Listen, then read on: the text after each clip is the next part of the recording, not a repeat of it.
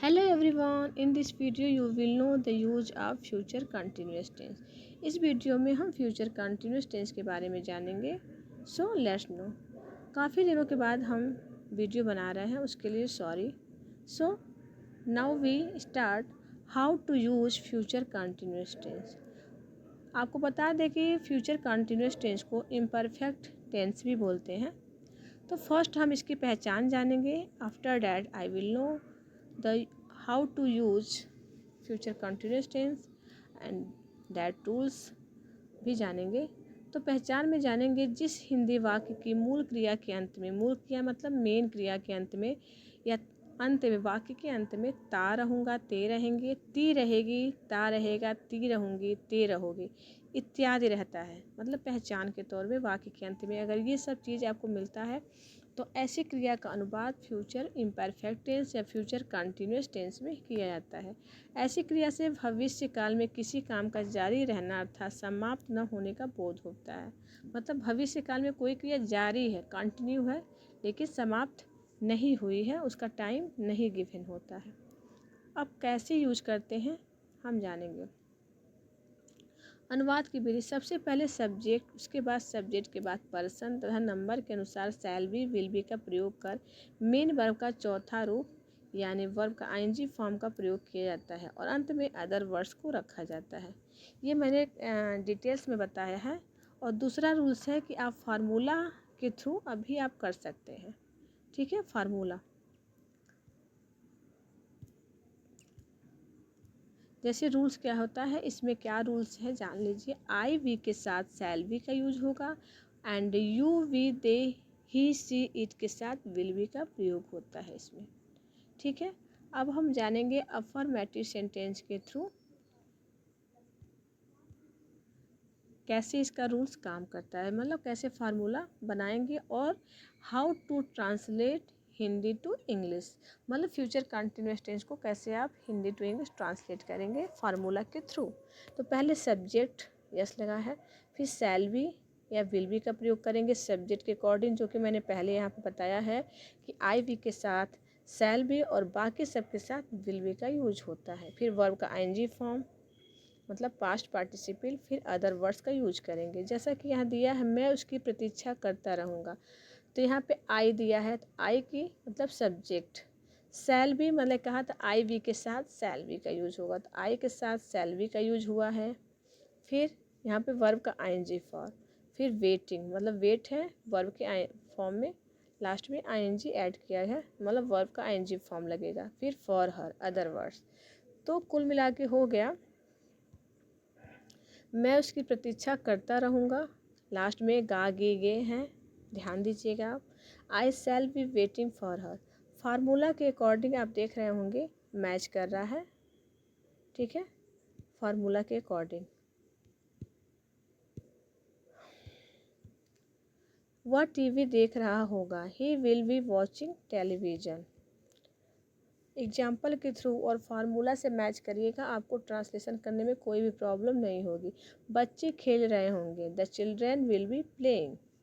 हम लोग तुम्हारी मदद कर रहे होंगे. You shall be helping you. Very easy है, एक बार आप ज़रूर ट्रांसलेट करके देखिए.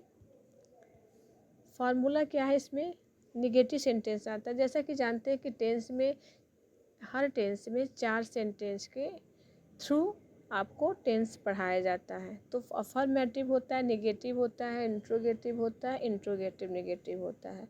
तो यहाँ पे सेकेंड आ गया नेगेटिव. नेगेटिव में बस नॉट का यूज करना है. शैल बी, शैल और विल, शैल के बाद नॉट लगेगा, फिर भी लगेगा. इससे ध्यान दीजिएगा. यहाँ पे डबल टी हो गया जो कि गलत है.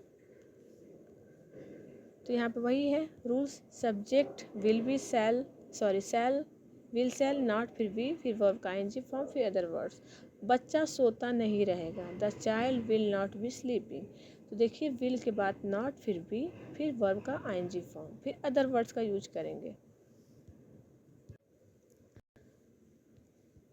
आफ्टर डैट द, या लिखेंगे the child won't be sleeping. Short में लिख सकते हैं द चाइल्ड विल नॉट को वोंट भी यूज कर सकते हैं. मैं अंग्रेजी नहीं पढ़ता रहूँगा. आई शैल नॉट बी पढ़ाता रहूँगा, सॉरी। तो पढ़ाने क्या होता है, टीचिंग, टीचिंग इंग्लिश, चाहे कह सकते हैं आई शांट बी टीचिंग इंग्लिश, ठीक है, ऐसे भी आप लिख सकते हैं कोई भी। अब हम आएंगे इंट्रोगेटिव सेंटेंस में। इंट्रोगेटिव 2 टाइप्स के होते हैं, ठीक है, एक क्वेश्चन वर्ड वाला होता है, एक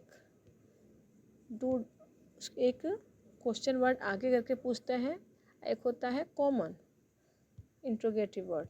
तो जैसे फार्मूला क्या है, फर्स्ट टाइप का क्या है, शैल वी या सब्जेक्ट फिर प्लस फिर वी फिर वर्ब का आईएनजी फॉर्म फिर अदर वर्ड्स, ठीक है।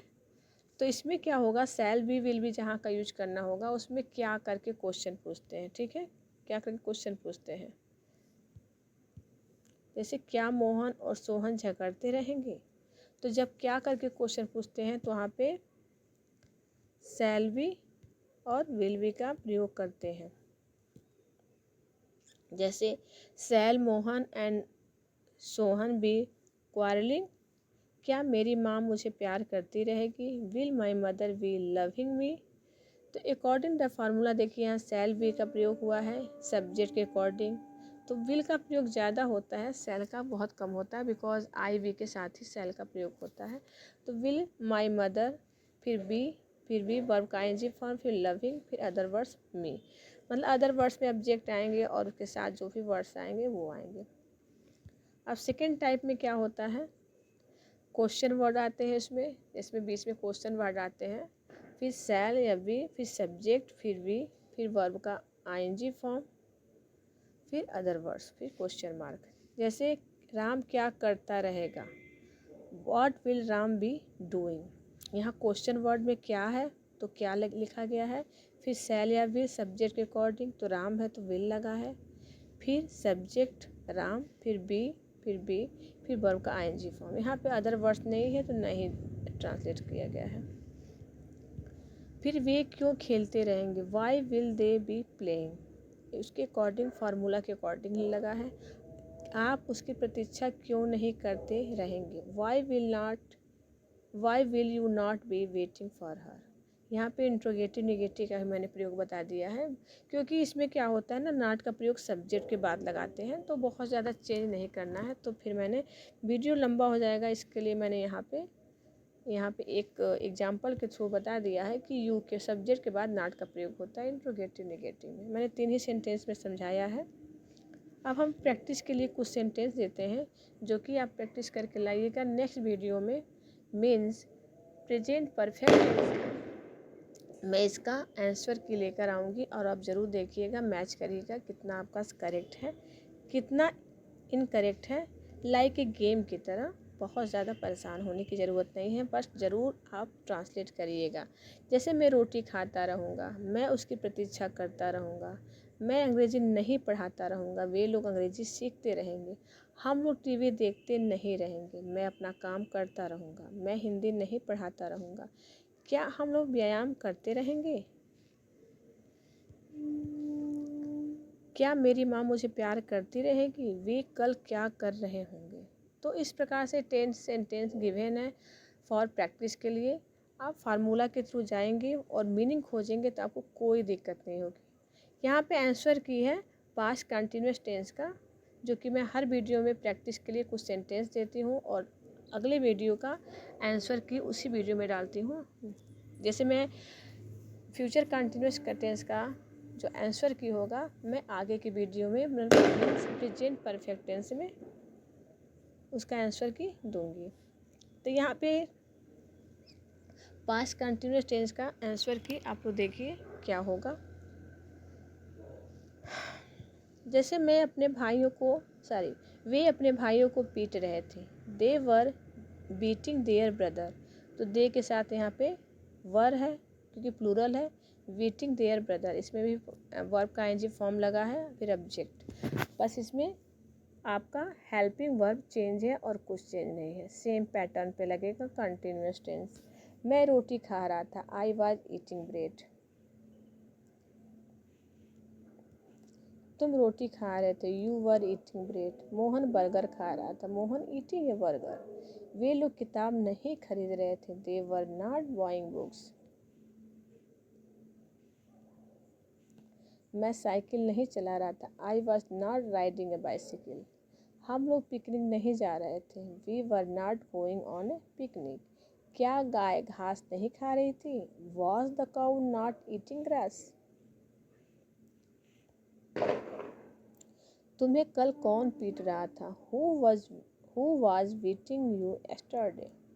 क्या लड़कियां गीत गा रही थी? Were the girls singing a song? So now it is complete the answer की ऑफ पास्ट कंटिन्यूस टेंस। आज लग रहा पटाखे छूट रहे हैं बिकॉज करवा चौथ है। सो सब लोग चांद को देख लिया है और उसी का साउंड वीडियो में आ रहा, सो डोंट माइंड। तो यहाँ पे वीडियो एंड होता है। नेक्स्ट वीडियो में मैं फिर लेकर आऊँगी प्रेजेंट परफेक्ट टेंस, उसको ज़रूर वॉच करिएगा। वेरी सिंपल वे में है। अभी हिंदी मीडियम इंग्लिश मीडियम के स्टूडेंट सब लोग इसको देखें और इसको ज़रूर सॉल्व करें। So thanks for watching. नए वीडियो के साथ फिर मिलते हैं। सी यू।